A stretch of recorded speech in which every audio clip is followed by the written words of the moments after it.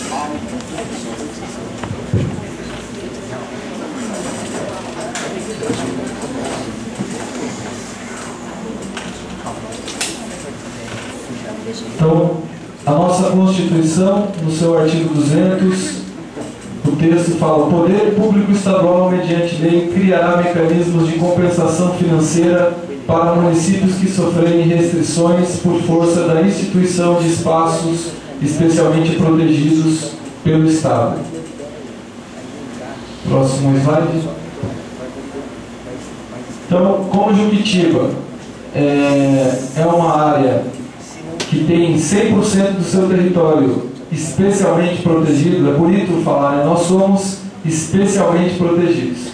Então nós temos direito à compensação financeira, né, para o município pelo seu território especialmente protegido pelo Estado de São Paulo. Próximo. Então aqui as leis estaduais que determinaram, né, então a Lei 898 de 75 foi a lei que instituiu na região metropolitana de São Paulo as regiões que seriam com seus territórios protegidos. Depois veio a lei estadual 1172 de 76, que regulamentou o uso do solo, licenciamentos e algumas outras questões, e o decreto estadual 9714 de 1977, ele regulamentou essas duas leis. Então a gente percebe que a restrição foi muito rápida. Então, de 75 já para 77, o governador à época regulamentou e colocou em prática a restrição e determinou que a nossa região devesse então cuidar dos seus recursos naturais. A região metropolitana de São Paulo é a região que abrange 39 municípios. Desses 25 municípios, eles localizam-se em áreas de proteção aos mananciais. Por isso devem obedecer à legislação específica de proteção aos mananciais, que são aquelas leis que eu citei no slide anterior. Aqui está a região metropolitana, todos os seus municípios, né? São 39 municípios na região metropolitana de São Paulo, e aqui o 21 é o nosso município de Juquitiba. É importante a gente observar a nossa localização, que a gente tem essa região aqui como uma região com uma grande potencialidade empresarial, comercial, econômica, financeira e industrial. Esse mapa ele mostra os municípios que são de proteção de mananciais na região metropolitana.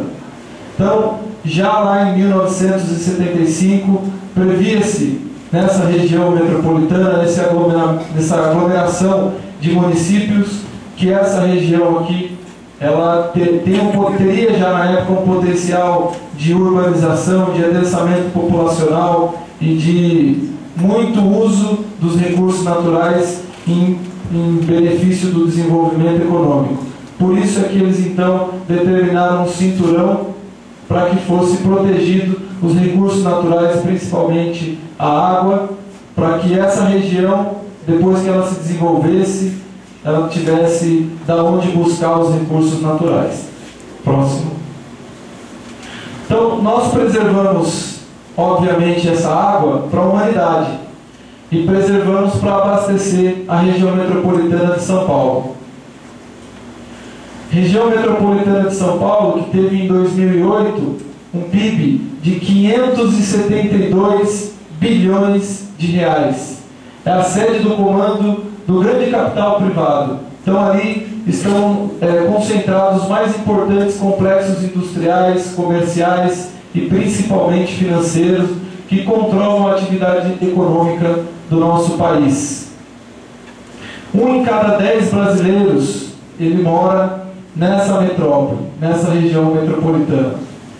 Essa região, entre 1962 e 2002, a sua mancha urbana passou de 877 quilômetros quadrados para 2.209 quilômetros quadrados.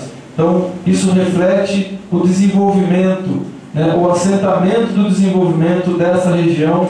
No entanto, não é toda ela, porque aqui está privado do desenvolvimento 100%, e aqui também, mas essa região aqui é onde se concentrava, porque agora deve ter aumentado bastante, o PIB de 572 bilhões de reais dessa região. E Juquitiba teve o seu território especialmente protegido justamente para prover a água para essa região. Como o próximo slide vai falar do sistema produtor São Lourenço. O que é esse sistema produtor? É um complexo de abastecimento de água para cerca de 1,5 milhão de pessoas na região metropolitana de São Paulo. Terá a captação de 4,7 metros cúbicos por segundo de água no reservatório Cachoeira do França. Então aquilo que eles previram lá atrás, protegendo a nossa região, vai se consolidar nos próximos anos, que é uma PPP de 1 bilhão e 200 ou 300 milhões de reais de investimentos e que tem uma previsão de retorno de 7 bilhões de reais ao longo do seu período de concessão. O custo disso daí, a gente sente na pele, o povo de Juquitiba sente na pele. Próximo slide, por favor, que é a presença do governo do Estado. Esse governo do Estado nos colocou essa nobre missão de sermos, como disse a apresentação, sermos os guardiões da água. Isso é muito nobre. Nós somos talvez o povo mais nobre da humanidade, porque a água ela compõe 60% do nosso corpo. A nossa vida é composta 60% de água. E quem é o guardião desse bem natural? É o povo de Juquitiba também. E qual é a contribuição do governo do Estado? Qual tem sido? Qual foi?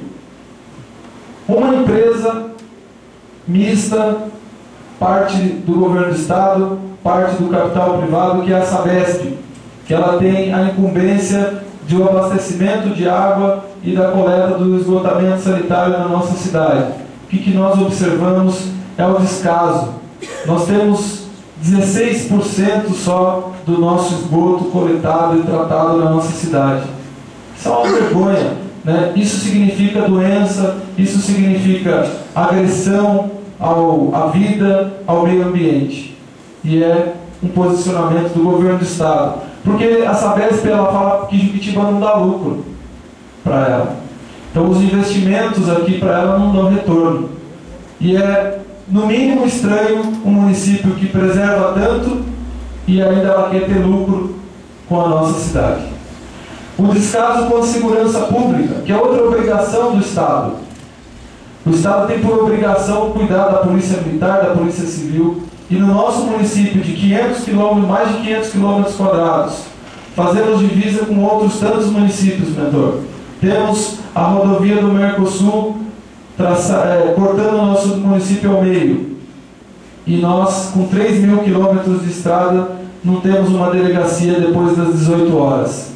Temos uma pequena companhia para atender todo o nosso povo de Juquitiba.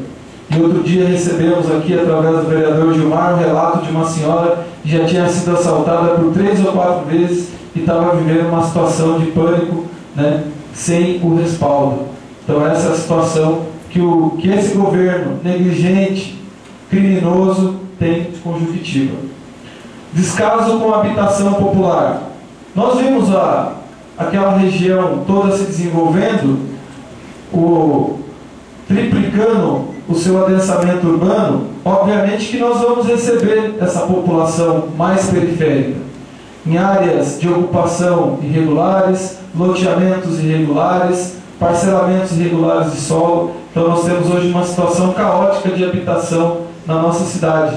Nós temos como exemplo o Jardim das Palmeiras, a Rua das Camélias, temos aqui o bairro dos Brancos e tantos outros, o bairro do Justino, onde as pessoas se amontoam nos morros, na beira de córregos, porque elas não têm habitação. E em 2010 nós fizemos um esforço tremendo, mentor, com toda a dificuldade que nós temos aqui de regularização fundiária. Regularizamos uma área pública de mais de 400 mil metros quadrados. Os vereadores aprovaram o Plano Municipal de Habitação, o Programa Municipal de Habitação Popular. Fizemos a lei autorizando o poder público a doar aos mutuários da Caixa Econômica Federal de Habitação Popular, doar o terreno a eles para diminuir o custo de implantação de um projeto habitacional popular. E esbarramos mais uma vez na lei de parcelamento do solo, que determina que na Palmeiras, no bairro das Palmeiras, pela sua distância que está do rio Juquiá, o lote mínimo nessa área é de 7.500 metros, privando então a possibilidade de implantação dessas unidades habitacionais.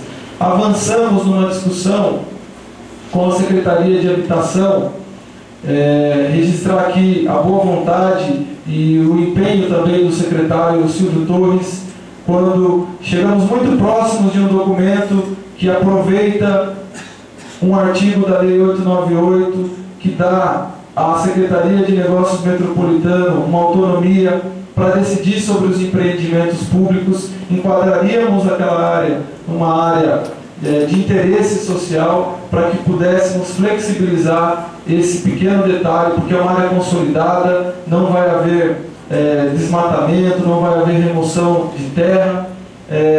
No entanto, isso parou do início do ano para cá. Então nós também somos privados, né, dos investimentos.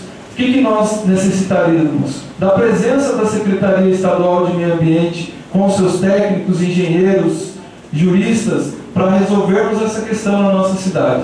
E o que nós temos